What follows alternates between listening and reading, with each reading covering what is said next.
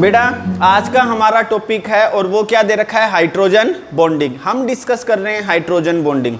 Hydrogen bonding क्या है बेटा, जब hydrogen atom more electronegative atom के जो होता है कांटेक्ट में आता है तो हाइड्रोजन बॉन्डिंग बनती है। ठीक है बेटा, ये बेसिकली डाइपोल इंटरेक्शन का एक एग्जाम्पल होता है। तो यहाँ पर मोर इलेक्ट्रोनेगेटिव एटम कौन से हो सकते हैं बेटा, आपके पास होते हैं नाइट्रोजन, ऑक्सीजन और फ्लोरीन। अगर एक मॉलिक्यूल नाइट्रोजन, ऑक्सीजन या फ्लोरीन रखता है और दूसरा मॉलिक्यूल हाइड्रोजन रखता है तो हाइड्रोजन बॉन्डिंग बनने की पॉसिबिलिटी है। तो बेटा आपके पास स्टार्ट हो रहा है यहाँ पर hydrogen bonding.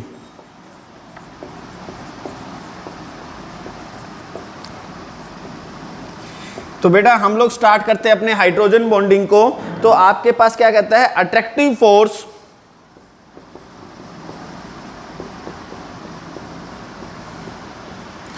That bind hydrogen atom of one molecule to more electronegative, जैसे कि नाइट्रोजन हो गया, oxygen and fluorine of another molecule, उसको आप क्या कह देंगे, कॉल्ड हाइड्रोजन बॉन्डिंग। उसको हम क्या कहेंगे बेटा, हाइड्रोजन बॉन्डिंग। हाइड्रोजन बॉन्डिंग क्या है, attractive force that bind hydrogen atom of one molecule to more electronegative जो होता है एटम ऑफ अनदर मॉलिक्यूल, क्या कहलाता है बेटा, हाइड्रोजन बॉन्डिंग। तो आप लोगों के पास बेटा कंडीशन हाइड्रोजन बॉन्डिंग के लिए, one molecule should have hydrogen while other have nitrogen, oxygen या फ्लोरीन।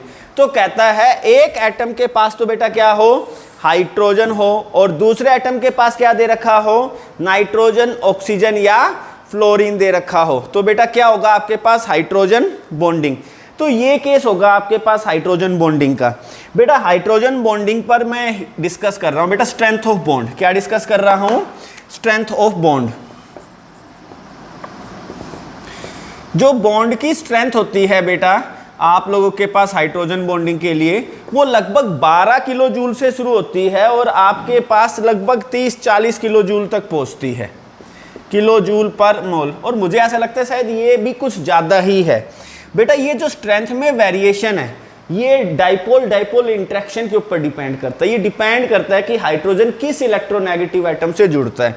जैसे हाइड्रोजन का इंटरेक्शन अगर नाइट्रोजन से होता है तो लगभग वो 12 से 14 किलो जूल पर मोल होता है, मगर जब हाइड्रोजन का इंटरेक्शन बेटा ऑक्सीजन से होगा तो ये एनर्जी बढ़ जाएगी आपके पास 16 से 22 किलो जूल पर मोल।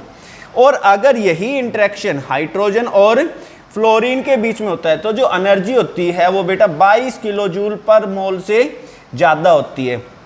तो यहाँ आपको क्या पता चलता है कि बेटा जो हाइड्रोजन बॉन्ड की स्ट्रेंथ है वो डिपेंड करती है इलेक्ट्रोनेगेटिविटी ऑफ एटम पर। As the electronegativity of atom increases the value of hydrogen bonding strength वो भी क्या कर जाएगी, इंक्रीज कर जाएगी। इसका मतलब है हाइड्रोजन फ्लोरीन के बीच में स्ट्रॉन्गर हाइड्रोजन बॉन्ड है देन आपके पास हाइड्रोजन नाइट्रोजन के कंपैरेटिव। ठीक है बेटा, तो ये था आप लोगों के पास हाइड्रोजन बॉन्डिंग के लिए। यहाँ पर जो होता है हम लोग कुछ एग्जाम्पल्स दे रहे हैं आप लोगों के पास। बेटा एग्जाम्पल्स में आपको पता है एक तरफ तो दे रखा है हाइड्रोजन फ्लोराइड, दूसरा दे रखा है वाटर, तीसरा दे रखा है बेटा अमोनिया। क्या दे रखा है, अमोनिया दे रखा है बेटा। तो ये एग्जाम्पल है। यहाँ पर बेटा अब आपके पास केस स्टार्ट होते हैं टाइप ऑफ हाइड्रोजन बॉन्डिंग। क्या है, टाइप ऑफ हाइड्रोजन बॉन्डिंग। तो आपके पास जब हाइड्रोजन बॉन्डिंग की टाइप आती है तो क्या बोलते हैं, hydrogen bonding are of two types, are of two types. Hydrogen bonding दो प्रकार की होती है बेटा।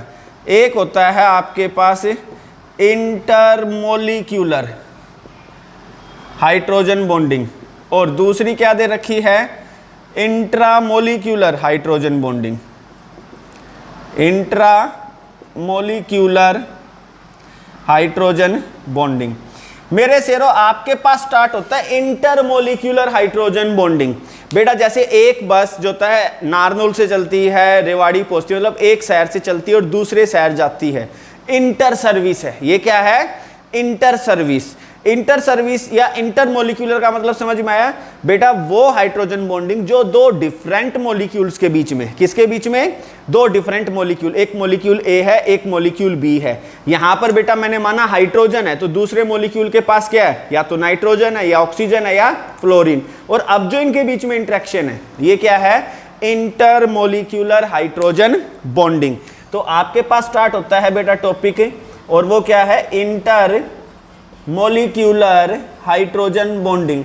तो hydrogen bonding present between two different molecules. Hydrogen bonding present between two different molecules, two different molecule, जो दो डिफरेंट मॉलिक्यूल्स के बीच में होती है उसे हम क्या कहते हैं? Intermolecular hydrogen bonding. और आपके पास बेटा सबसे इंपॉर्टेंट है यहां पर एग्जाम्पल, और एग्जाम्पल आपके पास बहुत सारे हैं। जैसे बेटा मैंने वाटर दे दिया, मैंने हाइड्रोजन फ्लोराइड दे दिया, मैंने अमोनिया दे दिया, मगर आपसे ये कोई नहीं पूछने वाला, इन एग्जाम्पल्स पर नहीं पूछेंगे। क्वेश्चन यहां आएगा बेटा पैरा नाइट्रोफिनोल। क्या एग्जाम्पल आएगा? Para nitrophenol.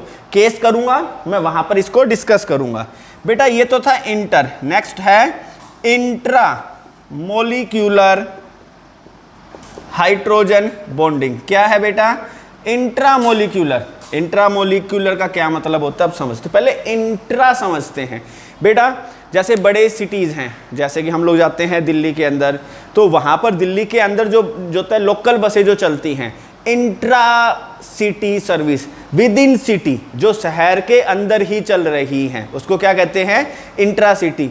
छोटे शहरों के अंदर बेटा ऑटो होते हैं आप लोगों के पास, सिटी सेवा वाले होते हैं जो ऑटो चलाते हैं, वो शहर के अंदर ही चलते हैं, तो उसको बोलते हैं इंट्रा सिटी सर्विस। तो इसी तरह से आपको क्या समझ में आया? Intra molecular, with in A molecule, एक मोलिक्यूल के अंदर ही हाइड्रोजन भी है एक ही मॉलिक्यूल में, और उसी जगह पर क्या है बेटा? इलेक्ट्रोनेगेटिव। ये एक सिंगल मॉलिक्यूल हो गया। आपके पास क्या दे रखा है? हाइड्रोजन। आपके पास क्या दे रखा है? More electronegative. और इनके बीच में जो इंटरेक्शन हो जाएगा वो क्या कहलाएगा? Intramolecular hydrogen bonding. क्या कहलाएगा बेटा? वो इंट्रामोलिक्यूलर हाइड्रोजन बॉन्डिंग। तो आपके पास क्या होता है? Hydrogen bonding present with in the molecule, जो किसके अंदर प्रेजेंट होती है? With in the molecule. उसको आप लोग क्या कहते हैं? Called intramolecular hydrogen bonding. उसको हम क्या कह देंगे बेटा? Intramolecular hydrogen bonding. आपके पास इंट्रामोलिक्यूलर हाइड्रोजन बॉन्डिंग के एग्जाम्पल कौन से? मुद्दा तो एग्जाम्पल का ही है। तो बेटा यहां पर जो एग्जाम्पल आता है वो होता है ऑर्थो नाइट्रोफिनोल। क्या आता है बेटा? Ortho nitrophenol. तो मैंने डिस्कस किया हाइड्रोजन बॉन्डिंग क्या है, हाइड्रोजन बॉन्ड की स्ट्रेंथ क्या है, condition to form the hydrogen bond क्या है, type of hydrogen bond. Type of hydrogen bond से और हाइड्रोजन बॉन्डिंग से रिलेट करते हुए अब आपके पास क्वेश्चंस हैं बेटा। सबसे इंपॉर्टेंट क्वेश्चन तो फर्स्ट क्वेश्चन ही है आप लोगों के पास, जो दिया गया है आपकी स्क्रीन के ऊपर, आप उसको देखते हैं बेटा। तो आपसे पूछा गया है ऑर्थोनाइट्रोफिनोल जो होता है वो वोलेटाइल है और पैरानाइट्रोफिनोल आपके पास लेस वोलेटाइल है। तो हम लोग क्या देते हैं सॉल्यूशन, कहते हैं आपके पास बेटा पहले तो पैरानाइट्रो बनाते हैं, फिनोल OHNO2। बेटा ये होता है पैरानाइट्रोफिनोल। क्या है?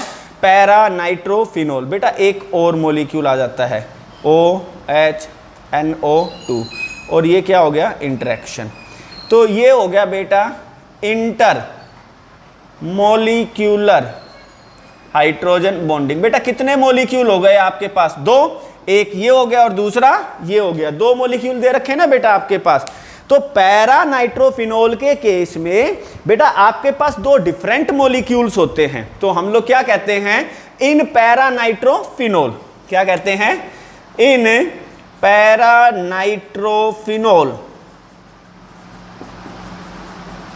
There is intermolecular hydrogen bonding. बेटा क्या है यहां पर, intermolecular hydrogen bonding. So para nitrophenol have high boiling point, it less volatile. अच्छा, वोलेटाइल का मतलब समझते हो, ज्वलनशील। क्या होता है बेटा, ज्वलनशील। तो बेटा ये लेस वोलेटाइल है। ये तो वह पैरा नाइट्रोफिनोल का केस। हम लोग डिस्कस करते हैं बेटा अब ऑर्थो नाइट्रोफिनोल के अंदर। OH double bond O dative bond O, बेटा ये इंटरेक्शन होता है। ये तो हो गया आपके पास ऑर्थो नाइट्रोफिनोल। और यहां पर ये कौन सी बॉन्डिंग होगी बेटा, इंट्रा मोलिक्यूलर हाइड्रोजन बॉन्डिंग। मेरे शेरों क्या बात तुम्हें समझ में आई है, क्या कहा है, इंट्रा मोलिक्यूलर, क्योंकि एक सिंगल मोलिक्यूल है उसी के अंदर जो होता है बॉन्डिंग होती है। तो क्या कहते हैं, in ortho nitrophenol there is intramolecular hydrogen bonding. क्या है बेटा यहां पर, intramolecular hydrogen bonding. So low value of boiling point, यहां बॉइलिंग पॉइंट क्या होता है, कम, इट वोलेटाइल इन नेचर। और ये क्या होता है बेटा, ये है वोलेटाइल इन नेचर। तो बेटा ये तुम्हें समझाया गया था, क्या केस जो होता है, किसका बॉइलिंग पॉइंट ज़्यादा है, out of ortho and para nitrophenol. आपकी स्क्रीन के ऊपर क्वेश्चन है, ये कहता है कि why ice float over water, ice water के ऊपर फ्लोट क्यों होती है। तो बेटा हम लोग क्या कहते हैं, in ice there is cage like structure. यहां क्या होती है बेटा, केज लाइक स्ट्रक्चर होती है। क्या दिखा दिया आपने, ऑक्सीजन हाइड्रोजन हाइड्रोजन। बेटा आपने केज बना देना है, ठीक है। तो यहाँ पर हो गया हाइड्रोजन, आप लोगों के पास ऑक्सीजन, बेटा ये हाइड्रोजन, फिर बेटा यहाँ इंटरेक्शन है हाइड्रोजन ऑक्सीजन और ये है आपके पास, और ये इंटरेक्शन। तो ये क्या था, इंटरेक्शंस थे। ये क्या थे बेटा, इंटरेक्शंस थे।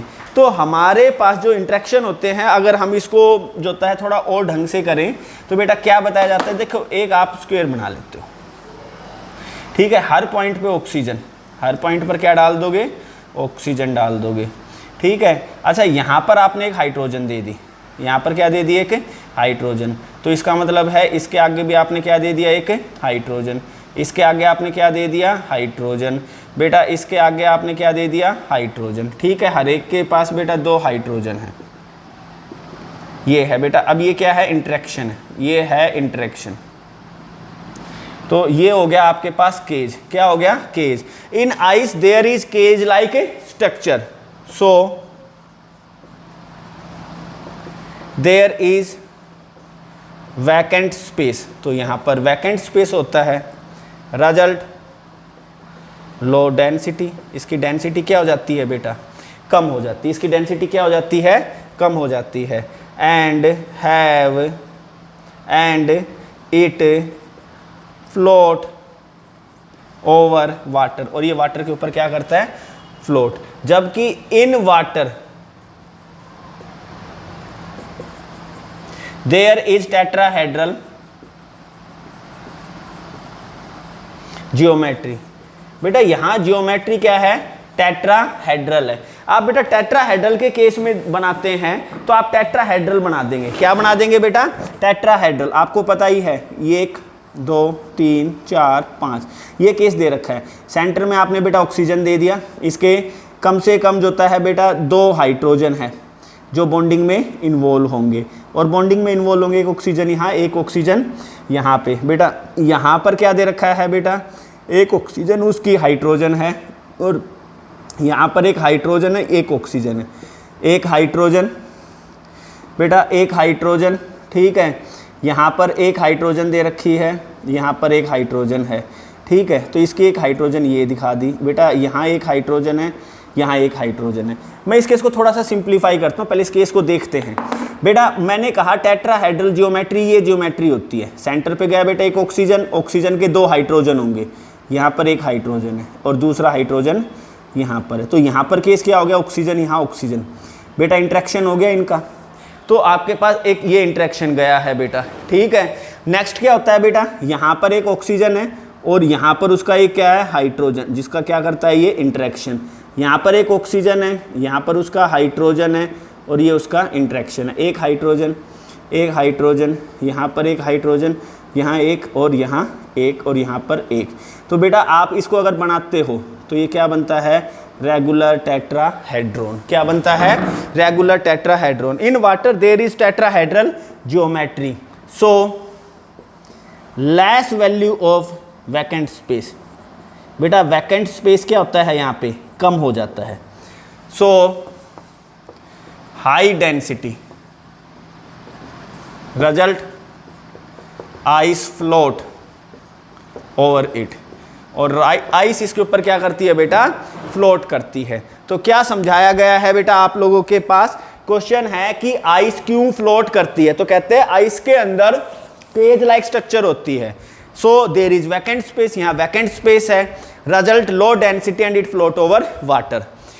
वाइल इन वाटर, वाटर के अंदर क्या होता है, टेट्राहेड्रल जियोमेट्री होती है आप लोगों के पास। So less value of vacant space, vacant space कम है, oh so high density, result ice float करती है, ठीक है बेटा।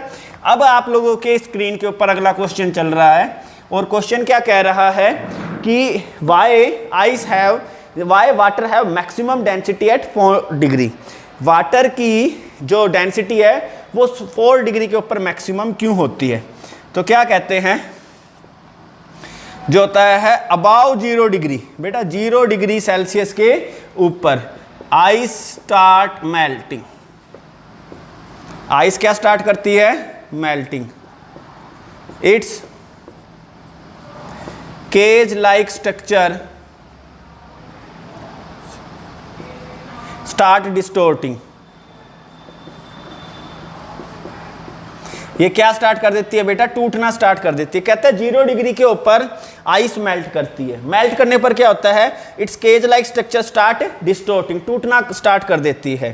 सो H2O molecules comes closer to each other। तो बेटा क्या होगा, वाटर मॉलिक्यूल एक दूसरे के पास आएंगे, result density increases and it becomes maximum at 277 kelvin above 4 degree Celsius. और 4 डिग्री पर क्या होती है, मैक्सिमम हो जाती है। बेटा क्या बता रखा था आपके पास, देखते हैं। जो हमारे पास केस दे रखा था, यही केस था। मैं मौलिक नंबर देता हूं, 1 2 3 और 4, यही केस थे। बेटा जब स्ट्रक्चर टूटती है तो ये एक दूसरे के आने स्टार्ट करते हैं पास। अब आपके पास ये केस हो गया है, ये हो गया 1, ये 2, ये 3 और ये क्या हो गया 4। तो आप देखते हैं बेटा वैकेंट स्पेस की वैल्यू क्या हो गई है, यहाँ पर कम।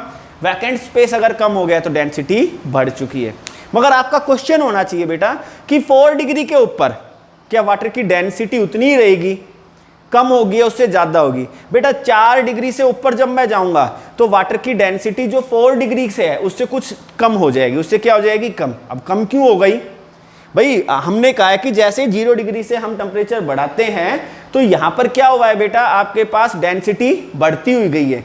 4 डिग्री पर मैक्सिमम हो गई, 4 डिग्री से ऊपर जाने पर बेटा जो डेंसिटी है वो उस मैक्सिमम पर नहीं रहेगी, उससे कुछ कम आ जाएगी। उससे नीचे क्यों आ जाती है, तो बेटा होता क्या है कि आपके पास जैसे टेम्परेचर बढ़ेगा तो काइनेटिक एनर्जी भी क्या करती है, इंक्रीज। और ये मॉलिक्यूल्स को क्या करती है, दूर लेके जाने की कोशिश करती है। तो वाटर मॉलिक्यूल जो एक दूसरे के पास आए थे वो दूर जाने की कोशिश कर रहे हैं क्योंकि काइनेटिक एनर्जी इसको दूर लेके जा रही है। ऐसी सिचुएशन निकल के आती है। उस कंडीशन में डेंसिटी आप लोगों के पास क्या कर जाती है बेटा, कुछ इंक्रीज कर जाती है। तो ये केस था आप लोगों के पास वाटर की डेंसिटी को लेकर। एक आधे क्वेश्चन है जो आपकी स्क्रीन के ऊपर है। इसी के साथ बेटा ये यूनिट कंप्लीट हो गई है। एनसीईआरटी पोर्शन हम फिर करेंगे।